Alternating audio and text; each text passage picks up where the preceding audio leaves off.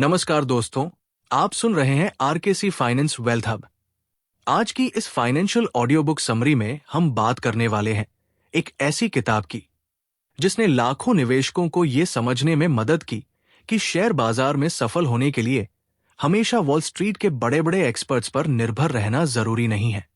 किताब का नाम है one up on wall street और इसके लेखक है दुनिया के प्रसिद्ध इन्वेस्टर और fund manager Peter lynch. Peter lynch का मानना था कि एक सामान्य इन्वेस्टर के पास भी ऐसी कई एडवांटेजेस हो सकती हैं जिन्हें बड़े प्रोफेशनल इन्वेस्टर्स अक्सर नजरअंदाज कर देते हैं। आप रोजमर्रा की जिंदगी में जिन प्रोडक्ट्स का इस्तेमाल करते हैं, जिन कंपनियों के स्टोर्स में जाते हैं, जिन ब्रांड्स को लोगों के बीच पॉपुलर होते देखते हैं या जिन बिजनेसेस की ग्रोथ अपने आसपास महसूस करते हैं, वही ऑब्जर्वेशंस कभी कभी आपको किसी कंपनी के बारे में रिसर्च शुरू करने का कारण दे सकती है। लेकिन यहां एक बहुत महत्वपूर्ण बात है। पीटर लिंच ये नहीं कहते कि जो चीज आपको पसंद है उसका स्टॉक खरीद लो, बल्कि उनका संदेश है जिस बिजनेस को आप समझते हैं उसे पहचानिए, फिर उसकी अच्छी तरह रिसर्च कीजिए। यानी इन्वेस्टिंग का पहला कदम स्टॉक खरीदना नहीं है, पहला कदम है बिजनेस को समझना। तो आज हम इस किताब के सबसे महत्वपूर्ण लेसन्स को आसान हिंदी में समझेंगे और जानेंगे कि एक ऑर्डिनरी इन्वेस्टर किस तरह अपने नॉलेज, ऑब्जर्वेशन और डिसिप्लिन का इस्तेमाल करके बेहतर इन्वेस्टमेंट डिसीजंस ले सकता है। तो चलिए शुरू करते हैं। पार्ट 1, क्या आम इन्वेस्टर प्रोफेशनल से बेहतर कर सकता है? शेयर बाजार में अक्सर हमें लगता है कि प्रोफेशनल इन्वेस्टर ही सबसे ज्यादा जानते हैं। उनके पास बड़ी रिसर्च टीम्स है, एनालिस्ट्स हैं, फाइनेंशियल मॉडल्स है, मार्केट डेटा है और कंपनियों के मैनेजमेंट से मिलने का एक्सेस भी होता है। तो फिर एक सामान्य इन्वेस्टर कैसे उनसे बेहतर कर सकता है? पीटर लिंच का जवाब बहुत इंटरेस्टिंग है। उनके अनुसार प्रोफेशनल होना हमेशा एडवांटेज नहीं होता। क्यों? क्योंकि बड़े इंस्टीट्यूशंस के पास कुछ लिमिटेशंस भी होती है। मान लीजिए कोई प्रोफेशनल फंड मैनेजर किसी छोटी कंपनी को पसंद करता है, लेकिन अगर उस कंपनी का मार्केट कैपिटलाइजेशन बहुत छोटा है तो फंड के लिए उसमें बहुत बड़ी रकम इन्वेस्ट करना मुश्किल हो सकता है, क्योंकि फंड बहुत बड़ा है। अगर फंड मैनेजर 10,000 करोड़ रुपए मैनेज कर रहा है तो 20 करोड़ रुपए की छोटी कंपनी में इन्वेस्टमेंट करना उसके पूरे पोर्टफोलियो पर ज्यादा इंपैक्ट नहीं डालेगा। लेकिन एक इंडिविजुअल इन्वेस्टर के लिए वही छोटी कंपनी इंटरेस्टिंग अपॉर्चुनिटी हो सकती है। यही एक इंपॉर्टेंट एडवांटेज है। दूसरी तरफ इंडिविजुअल इन्वेस्टर तेजी से डिसीजन ले सकता है। उसे हर डिसीजन के लिए इन्वेस्टमेंट कमेटी की अप्रूवल नहीं चाहिए। लेकिन इसका मतलब ये बिल्कुल नहीं कि इंडिविजुअल इन्वेस्टर ऑटोमेटिकली सक्सेसफुल हो जाएगा। मार्केट में एडवांटेज तभी काम करता है जब उसके साथ नॉलेज, पेशेंस और डिसिप्लिन हो। Part 2, invest in what you know. Peter lynch की फिलॉसफी का सबसे फेमस कॉन्सेप्ट है invest in what you know. Hindi में इसका मतलब है जिस बिजनेस को आप समझते हैं उससे शुरुआत करें। मान लीजिए आप किसी शहर में रहते हैं और आपने देखा कि एक पर्टिकुलर रिटेल स्टोर लगातार क्राउडेड रहता है। लोग उस ब्रांड के प्रोडक्ट्स खरीद रहे हैं, उसका कस्टमर बेस बढ़ रहा है और आसपास के दूसरे स्टोर्स की तुलना में उसकी पॉपुलैरिटी तेजी से बढ़ रही है। ये ऑब्जर्वेशन आपको उस कंपनी के बारे में रिसर्च करने के लिए प्रेरित कर सकती है। लेकिन यहां सबसे बड़ी गलती क्या होगी? ये कहना स्टोर बहुत अच्छा चल रहा है इसलिए स्टॉक खरीद लेते हैं। पीटर लिंच की फिलॉसफी इससे आगे जाती है। आपको पूछना होगा, क्या सेल्स बढ़ रही है? क्या प्रॉफिट्स बढ़ रहे हैं? क्या डेट मैनेजेबल है? क्या कंपनी का कंपेटिटिव एडवांटेज है? क्या वैल्यूएशन रीजनेबल है? क्या ग्रोथ आगे भी जारी रह सकती है? और सबसे महत्वपूर्ण, क्या स्टॉक की करंट प्राइस उस बिजनेस की फ्यूचर पोटेंशियल को पहले से ही बहुत ज्यादा रिफ्लेक्ट कर रही है? यानी आपकी ऑब्जर्वेशन सिर्फ शुरुआत है, इन्वेस्टमेंट डिसीजन नहीं। पार्ट 3, पसंदीदा प्रोडक्ट और अच्छा स्टॉक एक ही चीज नहीं। यह लेसन बहुत महत्वपूर्ण है। किसी कंपनी का प्रोडक्ट आपको बहुत पसंद हो सकता है, लेकिन इसका मतलब ये नहीं कि उसका स्टॉक अच्छा इन्वेस्टमेंट है। मान लीजिए आपको कोई स्मार्टफोन ब्रांड बहुत पसंद है, आप उसके फोन्स इस्तेमाल करते हैं, आपके दोस्तों को भी वही फोन पसंद है, लेकिन अगर कंपनी का स्टॉक बहुत महंगा वैल्यूएशन पर ट्रेड कर रहा है तो प्रोडक्ट की पॉपुलैरिटी के बावजूद स्टॉक इन्वेस्टमेंट खराब हो सकता है। इसी तरह कोई कंपनी बहुत अच्छी हो सकती है, लेकिन उसका स्टॉक उस समय इतना महंगा हो सकता है कि फ्यूचर रिटर्न्स लिमिटेड हो जाएं। इसलिए तीन चीजों को अलग अलग समझिए। अच्छा प्रोडक्ट, अच्छा और अच्छा इन्वेस्टमेंट, ये तीनों हमेशा एक जैसे नहीं होते। एक इन्वेस्टर को तीनों के बीच डिफरेंस समझना जरूरी है। पार्ट 4, स्टॉक खरीदने से पहले बिजनेस समझिए। लिंच के अनुसार किसी कंपनी में इन्वेस्टमेंट करने से पहले आपको कम से कम इतना समझना चाहिए कि कंपनी पैसा कैसे कमाती है। अगर कोई आपसे पूछे आपने इस कंपनी का स्टॉक क्यों खरीदा, और आपका जवाब हो क्योंकि किसी यूट्यूब ने बताया था, या क्योंकि स्टॉक बहुत गिर गया था, या क्योंकि मेरे दोस्त ने कहा, तो शायद आपने इन्वेस्टमेंट नहीं किया है, आपने सिर्फ स्पेक्यूलेशन किया है। एक बेहतर इन्वेस्टर ये कह सके, मैंने ये कंपनी इसलिए चुनी क्योंकि इसका बिजनेस मुझे समझ आता है, इसकी अर्निंग्स बढ़ रही है, डेट मैनेजेबल है, मैनेजमेंट मजबूत है और करंट वैल्यूएशन मुझे रीजनेबल लगती है। यही डिफरेंस है। पार्ट 5, पीटर लिंच के अनुसार स्टॉक्स की कैटेगरीज। पीटर लिंच ने कंपनीज को अलग अलग कैटेगरीज में समझने का एक प्रैक्टिकल फ्रेमवर्क दिया। इसका उद्देश्य ये समझना है कि हर स्टॉक से एक जैसी उम्मीद नहीं रखनी चाहिए। मुख्य कैटेगरीज में शामिल है स्लो ग्रोअर, स्टॉलवर्ट्स, फास्ट, और कुछ कंपनीज ऐसी होती है जिन्हें वो एसेट प्लेस के रूप में देखते हैं। आइए इन्हें आसान भाषा में समझते हैं। पार्ट 6, स्लो ग्रोअर्स ऐसी कंपनियां होती हैं जिनकी ग्रोथ रिलेटिवली धीमी होती है। ये कंपनियां अक्सर मैच्योर बिजनेसेस होती है। इनका बिजनेस स्टेबल हो सकता है, इनमें ग्रोथ बहुत तेज नहीं होती। ऐसी कंपनी से इन्वेस्टर को एक्सप्लोसिव रिटर्न्स की उम्मीद नहीं करनी चाहिए। इनका आकर्षण अक्सर स्टेबिलिटी और डिविडेंड्स जैसी चीजों में हो सकता है। लेकिन अगर किसी स्लो ग्रोइंग कंपनी का वैल्यूएशन बहुत ज्यादा हो जाए तो रिस्क बढ़ सकता है। इसलिए कंपनी की कैटेगरी समझना जरूरी है। अगर आपने स्लो ग्रोअर खरीदा है तो उससे फास्ट ग्रोअर जैसी ग्रोथ की उम्मीद करना गलत एक्सपेक्टेशन हो सकता है। पार्ट 7, स्टॉलवर्ट्स मजबूत और एस्टैब्लिश्ड कंपनीज होती है। इनकी ग्रोथ स्लो ग्रोअर से बेहतर हो सकती है, लेकिन आमतौर पर ये बहुत छोटे तेजी से बढ़ते बिजनेसेस नहीं होते। इन कंपनीज का बिजनेस रिलेटिवली मजबूत और एस्टैब्लिश्ड हो सकता है। एक इन्वेस्टर इनसे मॉडरेट ग्रोथ की उम्मीद कर सकता है, लेकिन यहां भी वैल्यूएशन महत्वपूर्ण है। अगर एक एक्सीलेंट कंपनी बहुत एक्सपेंसिव प्राइस पर मिल रही है तो फ्यूचर रिटर्न कमजोर हो सकता है। इसलिए ग्रेट कंपनी हमेशा ग्रेट इन्वेस्टमेंट नहीं होती। Price matters. Part 8, fast. अब आते हैं पीटर लिंच की पसंदीदा कैटेगरीज में से एक पर, फास्ट ग्रोअर्स।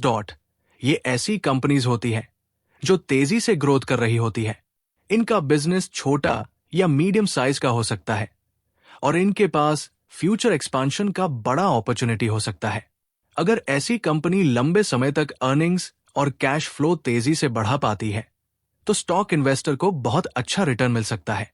लेकिन फास्ट ग्रोअर्स में रिस्क भी ज्यादा हो सकता है, क्योंकि मार्केट अक्सर फ्यूचर ग्रोथ की उम्मीद को स्टॉक प्राइस में पहले से शामिल कर देता है। अगर ग्रोथ एक्सपेक्टेशंस पूरी नहीं हुई तो स्टॉक प्राइस में बड़ी गिरावट आ सकती है। इसलिए सिर्फ ग्रोथ रेट देखकर इन्वेस्टमेंट नहीं करना चाहिए। देखना चाहिए ग्रोथ कितनी सस्टेनेबल है, कंपनी का मार्केट कितना बड़ा है, कंपटीशन कितना है, मार्जिन्स कैसी है, डेट कितना है और वैल्यूएशन क्या है। Part 9, cyclical. अब बात करते हैं कि कुछ बिजनेसेस इकोनॉमी के साइकिल के साथ ऊपर नीचे होते हैं। जब इकोनॉमी स्ट्रांग होती है डिमांड बढ़ सकती है, जब इकोनॉमी कमजोर होती है डिमांड गिर सकती है। उदाहरण के तौर पर कुछ sectors, automobiles, metals, commodities, construction, industrial और दूसरे economically sensitive sectors. Cyclical stocks में एक बड़ी गलती यह होती है कि इन्वेस्टर पीक अर्निंग्स देखकर स्टॉक को सस्ता समझ लेता है। मान लीजिए किसी कंपनी की अर्निंग्स अभी बहुत ज्यादा है। इन्वेस्टर सोचता है इतना प्रॉफिट कमा रही है और स्टॉक का पीई कम है, ये बहुत सस्ता है। लेकिन अगर अर्निंग्स साइकिल के पीक पर है तो लो पीई मिसलीडिंग हो सकता है। इसलिए साइक्लिकल्स में अर्निंग्स के साइकिल को समझना बहुत जरूरी है। पार्ट 10, टर्न अराउंड कंपनीज वे होती है जिनमें बिजनेस किसी समस्या में फंसा हुआ हो लेकिन रिकवरी की संभावना हो। यह कैटेगरी बहुत इंटरेस्टिंग है। अगर कंपनी की स्थिति खराब है लेकिन मैनेजमेंट सक्सेसफुल टर्न अराउंड कर देता है तो स्टॉक में बहुत बड़ा अपसाइड हो सकता है, लेकिन रिस्क भी बहुत ज्यादा होता है क्योंकि टर्न अराउंड सिर्फ कहानी हो सकती है, एक्चुअल रिकवरी नहीं भी हो सकती। इसलिए इन्वेस्टर को एविडेंस देखना चाहिए। क्या डेट कम हो रहा है? क्या लॉसेस घट रहे हैं? क्या कैश फ्लो इंप्रूव हो रहा है? क्या मैनेजमेंट सही स्टेप्स ले रहा है? क्या कोर बिजनेस वास्तव में रिकवर कर रहा है? टर्न अराउंड इन्वेस्टिंग में पेशेंस के साथ स्केप्टिसिज्म भी जरूरी है। पार्ट 11, एसेट प्ले ऐसी कंपनी हो सकती है जिसके पास वैल्यूएबल एसेट्स हो लेकिन मार्केट उन एसेट्स की पूरी वैल्यू को स्टॉक प्राइस में रिफ्लेक्ट नहीं कर रहा हो। एसेट्स में land, investments, cash, natural resources या अन्य वैल्यूएबल होल्डिंग्स शामिल हो सकती है। ऐसी कंपनीज में इन्वेस्टर का थीसिस ये हो सकता है कि मार्केट इवेंचुअली कंपनी की वास्तविक एसेट वैल्यू को रिकॉग्नाइज करेगा, लेकिन यहां भी वैल्यूएशन और एग्जीक्यूशन महत्वपूर्ण है। Part 12, the story behind the stock. Peter lynch के अप्रोच में एक बहुत महत्वपूर्ण कॉन्सेप्ट है, स्टॉक की स्टोरी। जब आप किसी कंपनी को खरीदते हैं तो आपको पता होना चाहिए कि आपकी इन्वेस्टमेंट थीसिस क्या है। उदाहरण के लिए मैं इस कंपनी को इसलिए खरीद रहा हूं क्योंकि इसका स्टोर नेटवर्क तेजी से बढ़ रहा है। ये एक स्टोरी है। अब आपको ट्रैक करना होगा, क्या स्टोर्स बढ़ रहे हैं? क्या सेम स्टोर सेल्स बढ़ रही हैं? क्या प्रॉफिट्स बढ़ रहे हैं? क्या मार्जिन स्टेबल है? अगर आपकी ओरिजिनल स्टोरी सही साबित हो रही है तो इन्वेस्टमेंट थीसिस मजबूत रह सकती है, लेकिन अगर स्टोरी बदल जाती है तो आपको डिसीजन दोबारा इवैल्यूएट करना चाहिए। पार्ट 13, जब स्टॉक गिर जाए तो क्या करें? अब एक बहुत कॉमन सवाल, अगर आपने स्टॉक खरीदा और वो 20%, 30% या 40% गिर गया तो बहुत से इन्वेस्टर्स तुरंत पैनिक करने लगते हैं। लेकिन पीटर लिंच की फिलॉसफी कहती है कि सिर्फ प्राइस गिरना यह साबित नहीं करता कि कंपनी खराब हो गई है। आपको बिजनेस देखना चाहिए। अगर स्टॉक प्राइस गिर गया लेकिन कंपनी की अर्निंग्स, बिजनेस प्रॉस्पेक्ट्स और फंडामेंटल्स मजबूत हैं तो गिरावट का मतलब अलग हो सकता है। लेकिन अगर स्टॉक प्राइस गिरने के साथ बिजनेस फंडामेंटल्स भी खराब हो रहे हैं, डेट बढ़ रहा है, प्रॉफिट्स गिर रहे हैं और ओरिजिनल इन्वेस्टमेंट थीसिस टूट रही है तो सिर्फ स्टॉक सस्ता हो गया है सोचकर होल्ड करना सही नहीं है। याद रखिए, गिरना और बिजनेस खराब होना दो अलग बातें हैं। Part 14, it's gone down so it must go up. एक खतरनाक सोच की एक कॉमन मिस्टेक है, ये स्टॉक 1000 रुपए से 500 रुपए आ गया है इसलिए अब तो ऊपर जाएगा। ये जरूरी नहीं। अगर बिजनेस की वैल्यू भी गिर गई है तो 500 रुपए भी महंगा हो सकता है। किसी स्टॉक का 50% गिरना उसे ऑटोमेटिकली चीप नहीं बनाता। आपको पूछना चाहिए, क्या बिजनेस की इंट्रिंसिक वैल्यू अभी भी मजबूत है? यही फंडामेंटल इन्वेस्टिंग का कोर है। पार्ट 15, पीई रेशियो को समझना। लिंच वैल्यूएशन पर भी बहुत जोर देते हैं। पीई रेशियो यानी टू अर्निंग्स रेशियो। सरल भाषा में कंपनी के एक शेयर के लिए मार्केट कितने रुपए देने को तैयार है, उसके मुकाबले कंपनी कितनी अर्निंग्स जनरेट कर रही है। लेकिन सिर्फ लो पीई देखकर स्टॉक खरीदना गलत है और सिर्फ हाई पीई देखकर स्टॉक रिजेक्ट करना भी हमेशा सही नहीं है, क्योंकि ग्रोथ महत्वपूर्ण है। अगर एक कंपनी 5% की ग्रोथ कर रही है और उसका पीई 50 है तो वैल्यूएशन एक्सपेंसिव हो सकता है।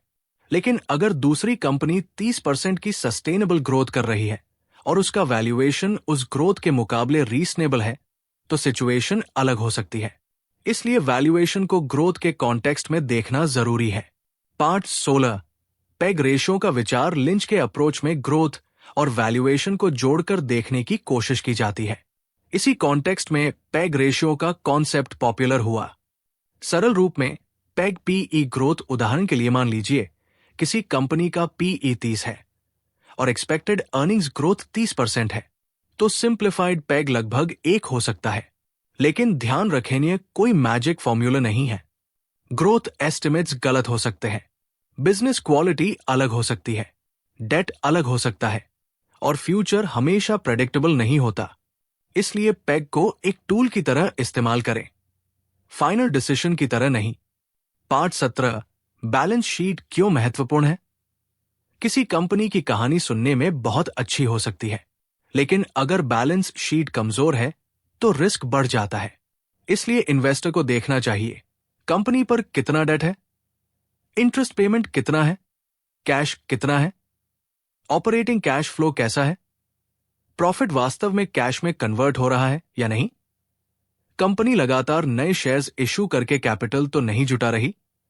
ये सभी सवाल बिजनेस की वास्तविक स्ट्रेंथ समझने में मदद करते हैं। पार्ट 18, अर्निंग्स पर ध्यान दे। प्राइस रोज बदलता है, लेकिन लॉन्ग टर्म में स्टॉक की वैल्यू का एक बड़ा ड्राइवर कंपनी की अर्निंग्स होती है। अगर किसी कंपनी की अर्निंग्स लंबे समय तक बढ़ती है और बिजनेस मजबूत रहता है तो स्टॉक के लॉन्ग टर्म परफॉर्मेंस के लिए यह पॉजिटिव फैक्टर हो सकता है। लेकिन अर्निंग्स क्वालिटी भी महत्वपूर्ण है। कभी कभी अकाउंटिंग प्रॉफिट्स अच्छे दिखाई दे सकते हैं, जबकि कैश फ्लो उतना मजबूत नहीं होता। इसलिए सिर्फ हेडलाइन प्रॉफिट नहीं की क्वालिटी भी समझिए। पार्ट 19, मैनेजमेंट की भूमिका। किसी कंपनी के मैनेजमेंट का भी बड़ा महत्व है। मैनेजमेंट कैपिटल का इस्तेमाल कैसे करता है? क्या वे बिजनेस में सही जगह रीइन्वेस्ट करते हैं? क्या डेट रिस्पॉन्सिबली मैनेज करते हैं? क्या शेयर होल्डर्स के हितों का ध्यान रखते हैं? क्या एक्विजिशंस समझदारी से करते हैं? क्या मैनेजमेंट अपने प्रोमिसेस पूरे करता है? एक इन्वेस्टर को सिर्फ नंबर्स नहीं, मैनेजमेंट बिहेवियर भी देखना चाहिए। पार्ट 20, मार्केट को प्रेडिक्ट करने की कोशिश मत कीजिए। लिंच की फिलॉसफी का एक बड़ा लेसन है, मार्केट को प्रेडिक्ट करने की कोशिश मत कीजिए। कई इन्वेस्टर्स लगातार सोचते रहते हैं अब क्रैश होगा, बुल मार्केट कब आएगा, इंटरेस्ट रेट्स क्या होंगी, इलेक्शन के बाद मार्केट क्या करेगा, ग्लोबल इकोनॉमी कैसी होगी। ये सभी बातें मार्केट को प्रभावित कर सकती है, लेकिन इंडिविजुअल इन्वेस्टर के लिए हर बार मार्केट का एग्जैक्ट डायरेक्शन प्रेडिक्ट करना बेहद मुश्किल है। इसलिए फोकस होना चाहिए अच्छी कंपनीज खोजने पर। और अगर आपका इन्वेस्टमेंट हराइजन लंबा है तो शॉर्ट टर्म मार्केट नॉइज को जरूरत से ज्यादा इंपॉर्टेंस नहीं देना चाहिए। पार्ट 21, 6 महीने नहीं, कई साल सोचिए। अगर आप किसी कंपनी में इन्वेस्टमेंट करते हैं तो उसे केवल कुछ महीनों के प्राइस मूवमेंट से जज करना जरूरी नहीं।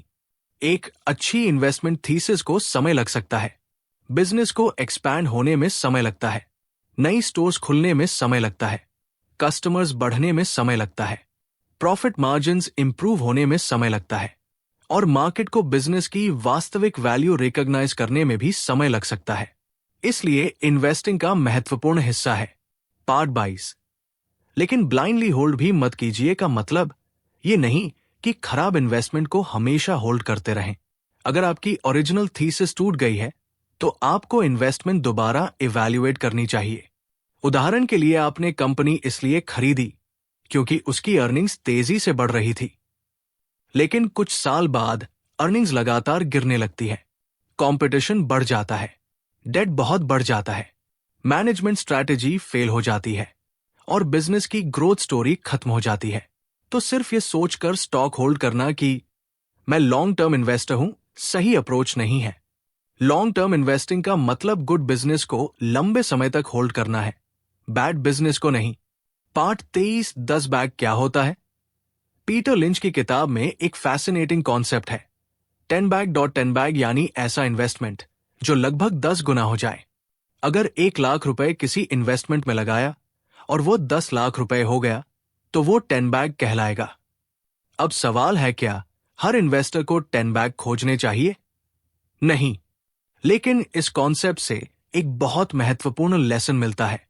1 या 2 बड़ी सक्सेसफुल इन्वेस्टमेंट्स पोर्टफोलियो के ओवरऑल रिटर्न पर बड़ा प्रभाव डाल सकती है, लेकिन 10 बैग खोजने के चक्कर में हर छोटी कंपनी में बिना रिसर्च इन्वेस्टमेंट करना खतरनाक है। पार्ट 24, पोर्टफोलियो में डाइवर्सिफिकेशन। पीटर लिंच डाइवर्सिफिकेशन की जरूरत को समझते थे, लेकिन ओवर डाइवर्सिफिकेशन से भी सावधान करते थे। अगर आपके पास इतने सारे स्टॉक्स हैं कि आपको पता ही नहीं कि आपके पोर्टफोलियो में क्या हो रहा है, तो डाइवर्सिफिकेशन शायद एक्सेसिव हो गई है। लेकिन दूसरी तरफ केवल 2 से 3 स्टॉक्स पर पूरा पैसा लगाना भी बहुत रिस्की हो सकता है। इसलिए डाइवर्सिफिकेशन का उद्देश्य होना चाहिए अननेसेसरी रिस्क को कम करना। आपको उतने ही इन्वेस्टमेंट्स रखने चाहिए जिन्हें आप रीजनेबली समझ और मॉनिटर कर सकें। पार्ट 25, कब स्टॉक बेचना चाहिए। इन्वेस्टिंग में खरीदने से ज्यादा मुश्किल कई बार बेचने का डिसीजन होता है। पीटर लिंच के फ्रेमवर्क से कुछ प्रैक्टिकल रीजंस समझे जा सकते हैं। पहला, आपकी ओरिजिनल इन्वेस्टमेंट थीसिस गलत साबित हो गई। दूसरा, की फंडामेंटल्स मटेरियली खराब हो गई। तीसरा, का वैल्यूएशन इतना एक्सपेंसिव हो गया कि फ्यूचर रिटर्न की संभावना कम हो गई। चौथा, आपको किसी बेहतर अपॉर्चुनिटी के लिए कैपिटल की जरूरत है, लेकिन केवल इस कारण से स्टॉक बेच देना कि ये 20% ऊपर चला गया है हमेशा सही नहीं है।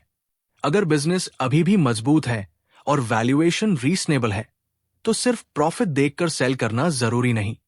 पार्ट 26, मैं इस स्टॉक को कब खरीदूं। एक इन्वेस्टर के लिए यह बहुत बड़ा सवाल है। पीटर लिंच की फिलॉसफी में फोकस सिर्फ मार्केट टाइमिंग पर नहीं है। अगर आपने एक स्ट्रॉन्ग कंपनी खोजी है, उसका बिजनेस समझते हैं और वैल्यूएशन रीजनेबल है, तो इन्वेस्टमेंट का डिसीजन कंपनी की लॉन्ग टर्म प्रोस्पेक्ट्स पर आधारित होना चाहिए। लेकिन इसका मतलब ये नहीं कि प्राइस इर्रेलेवेंट है। Price matters dot. एक शानदार बिजनेस अगर बहुत महंगे वैल्यूएशन पर खरीदा जाए तो रिटर्न्स डिसअपॉइंटिंग हो सकते हैं। इसलिए plus growth plus valuation plus इन चारों को साथ में देखना जरूरी है। पार्ट 27, इन्वेस्टर का सबसे बड़ा हथियार। Common sense. पीटर लिंच की पूरी फिलॉसफी को अगर एक लाइन में समराइज करना हो तो कहा जा सकता है, सेंस को इन्वेस्टिंग में इस्तेमाल कीजिए। आपको हर complex financial model expert level पर समझना जरूरी नहीं, लेकिन आपको यह समझना जरूरी है कि कंपनी क्या करती है, पैसा कैसे कमाती है, क्यों बढ़ सकती है, किस चीज से इसका बिजनेस खराब हो सकता है, कंपटीशन कितना मजबूत है, डेट कितना है और स्टॉक की प्राइस रीजनेबल है या नहीं। पार्ट 28, रूमर्स और टिप्स से सावधान। आज सोशल मीडिया और यूट्यूब के जमाने में स्टॉक टिप्स की कमी नहीं है। कोई कहता है यह स्टॉक मल्टीबैगर है, कोई कहता है यह स्टॉक अगले महीने डबल होगा, कोई कहता है यह सीक्रेट अपॉर्चुनिटी है। लेकिन रिस्पॉन्सिबल इन्वेस्टर को एक्साइटमेंट के बजाय एविडेंस देखना चाहिए। किसी भी स्टॉक टिप को तुरंत इन्वेस्टमेंट डिसीजन में कन्वर्ट न करें। पहले खुद रिसर्च करें, कंपनी की एनुअल रिपोर्ट्स पढ़ें, फाइनेंशियल स्टेटमेंट्स समझें, बिजनेस मॉडल देखें और फिर डिसीजन लें।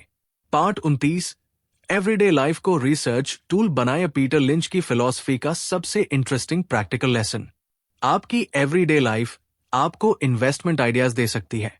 मान लीजिए आपने नोटिस किया कि कोई फूड ब्रांड तेजी से पॉपुलर हो रहा है, या कोई पेमेंट सर्विस तेजी से एडॉप्ट हो रही है, या कोई रिटेल चेन नए शहरों में तेजी से एक्सपैंड कर रही है, या कोई प्रोडक्ट लोगों की लाइफस्टाइल का हिस्सा बनता जा रहा है। ये ऑब्जर्वेशन आपको कंपनी रिसर्च करने का रीजन दे सकती है, लेकिन फिर वही बात is the starting point, not the final decision. Part 30, एक प्रैक्टिकल। मान लीजिए आपने एक रिटेल कंपनी को देखा, उसके स्टोर्स लगातार बिजी है, नई ब्रांचेस खुल रही है, कस्टमर्स रिपीट परचेसेस कर रहे हैं। आपको लगता है बिजनेस अच्छा है। अब रिसर्च शुरू होती है। सबसे पहले ग्रोथ कितनी है, फिर ग्रोथ कितनी है, फिर कितना है, फिर फ्लो कैसा है, फिर कैपिटल कैसे एलोकेट करता है, फिर कितना है और आखिर में का वैल्यूएशन क्या है। अगर इन सभी सवालों के जवाब सैटिस्फैक्टरी है तभी इन्वेस्टमेंट थीसिस बन सकती है। यही पीटर लिंच की सोच का प्रैक्टिकल एप्लीकेशन है। पार्ट 31, इस किताब से इंडिविजुअल इन्वेस्टर क्या सीख सकता है। अब इस पूरी किताब के लेसन्स को एक फ्रेमवर्क में बदलते हैं। जब भी आप किसी स्टॉक को देखें, खुद से ये सवाल पूछें। क्वेश्चन 1, कंपनी क्या करती है। अगर आप इसे सरल भाषा में एक्सप्लेन नहीं कर सकते तो शायद आपको अभी और रिसर्च की जरूरत है। क्वेश्चन 2, कंपनी की ग्रोथ का कारण क्या है। सिर्फ ग्रोथ अच्छी है काफी नहीं, ग्रोथ क्यों हो रही है। क्वेश्चन 3, ग्रोथ कितने समय तक चल सकती है, क्या मार्केट अपॉर्चुनिटी बढ़ी है। क्वेश्चन 4, कंपटीशन क्या है? क्या कॉम्पिटिटर्स आसानी से कंपनी की मार्केट शेयर छीन सकते हैं? क्वेश्चन 5, डेट कितना है? हाई डेट बिजनेस को डिफिकल्ट पीरियड्स में कमजोर कर सकता है। क्वेश्चन 6, अर्निंग्स और कैश फ्लो कैसे हैं? प्रॉफिट के साथ कैश जनरेशन भी देखिए। क्वेश्चन 7, वैल्यूएशन क्या है? अच्छा बिजनेस बहुत एक्सपेंसिव तो नहीं? क्वेश्चन 8, मेरी इन्वेस्टमेंट स्टोरी क्या है? मैं इस कंपनी को क्यों खरीद रहा हूं? क्वेश्चन 9, मेरी स्टोरी कब गलत साबित होगी? अगर आपको यह पता नहीं है तो शायद आपने इन्वेस्टमेंट थीसिस पूरी तरह डिफाइन नहीं की। Part 32, investing psychology. अब बात करते हैं इन्वेस्टर साइकोलॉजी की। मार्केट में सिर्फ फाइनेंशियल नॉलेज पर्याप्त नहीं है, आपको अपने इमोशंस को भी कंट्रोल करना पड़ता है। जब मार्केट ऊपर जाता है, ग्रीड बढ़ती है। जब मार्केट नीचे जाता है, फियर बढ़ता है। और दोनों स्थितियों में इन्वेस्टर गलत डिसीजंस ले सकता है। पीटर लिंच की फिलॉसफी हमें रिमाइंड करती है कि मार्केट प्राइस और बिजनेस वैल्यू को अलग अलग देखना चाहिए। अगर आपका इन्वेस्टमेंट थीसिस स्ट्रांग है तो शॉर्ट टर्म वॉलेटिलिटी को समझदारी से हैंडल किया जा सकता है।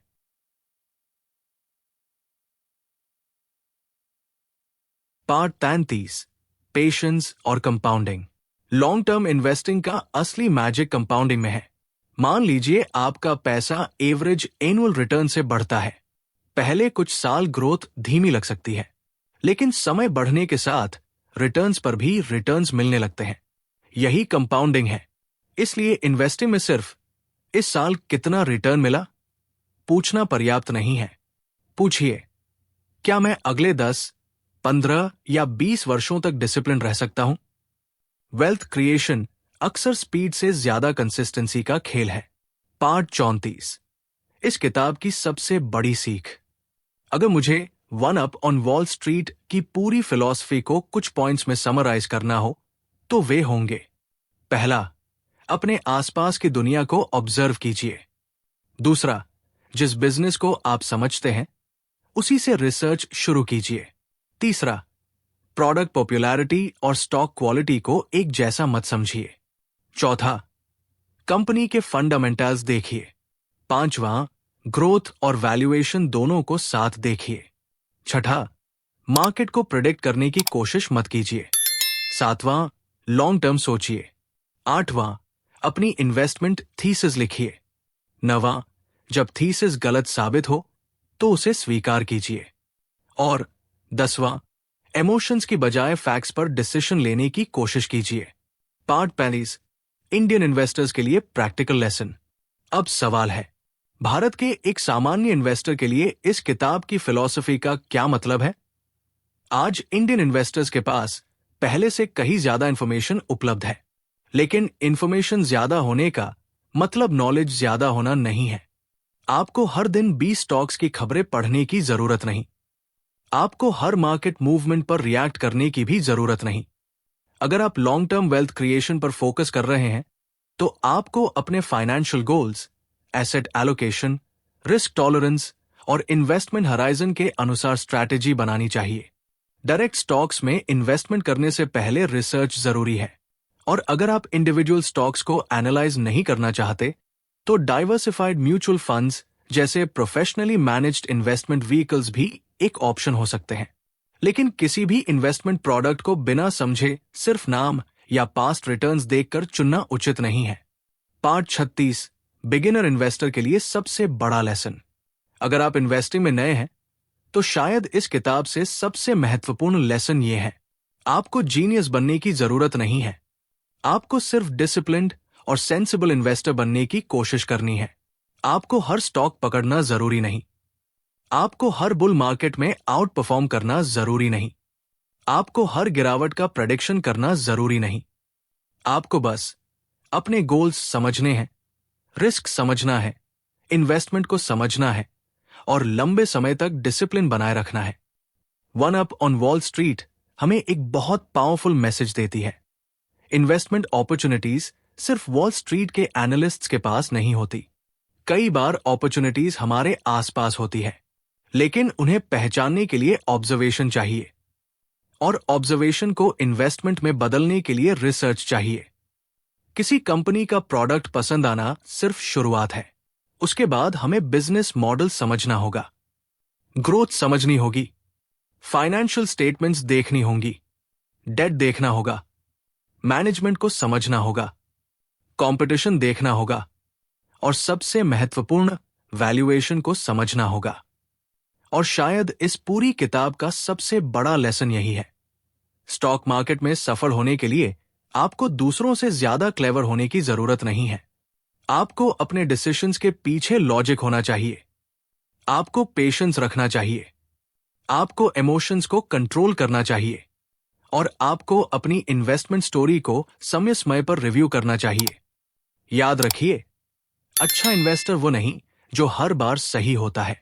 अच्छा इन्वेस्टर वह है जो गलतियों से सीखता है, अच्छे बिजनेसेस को पहचानता है, अनावश्यक स्पेकुलेशन से बचता है और लंबे समय तक डिसिप्लिन रहता है। इंपॉर्टेंट डिस्क्लेमर, ये वीडियो केवल एजुकेशनल और लर्निंग पर्पसेस के लिए है। ये किसी स्पेसिफिक स्टॉक, म्यूचुअल फंड या फाइनेंशियल प्रोडक्ट को खरीदने या बेचने की सलाह नहीं है। किसी भी इन्वेस्टमेंट डिसीजन से पहले अपनी फाइनेंशियल सिचुएशन, इन्वेस्टमेंट ऑब्जेक्टिव और रिस्क टॉलरेंस को ध्यान में रखें और आवश्यकता होने पर क्वालिफाइड फाइनेंशियल प्रोफेशनल की सलाह लें। यह वीडियो पीटर लिंच की one up on wall street से प्रेरित एजुकेशनल समरी है। इसका उद्देश्य मूल किताब के प्रमुख इन्वेस्टमेंट कॉन्सेप्ट्स को आसान भाषा में समझाना है। यह मूल पुस्तक का पूर्ण रिप्रोडक्शन या सब्स्टिट्यूट नहीं है। दोस्तों, अगर आपको आज की ये one up on wall street audio book summary उपयोगी लगी हो तो इसे अपने परिवार और दोस्तों के साथ जरूर शेयर करें, क्योंकि फाइनेंशियल नॉलेज सिर्फ पैसा कमाने के बारे में नहीं है, ये अपने पैसे को समझदारी से मैनेज करने के बारे में भी है। अगर आप investing, mutual funds, personal finance और वेल्थ क्रिएशन से जुड़ी ऐसी ही एजुकेशनल वीडियोस देखना चाहते हैं तो आरकेसी फाइनेंस वेल्थ हब को सब्सक्राइब जरूर करें। वीडियो पसंद आया हो तो लाइक करें और कमेंट में बताइए आप पीटर लिंच की कौन सी इन्वेस्टिंग फिलॉसफी को अपनी इन्वेस्टमेंट जर्नी में अपनाना चाहेंगे। धन्यवाद। फिर मिलेंगे एक नई फाइनेंशियल ऑडियो बुक समरी के साथ। तब तक सीखते रहिए, समझदारी से निवेश कीजिए और अपने फाइनेंशियल फ्यूचर को मजबूत बनाइए।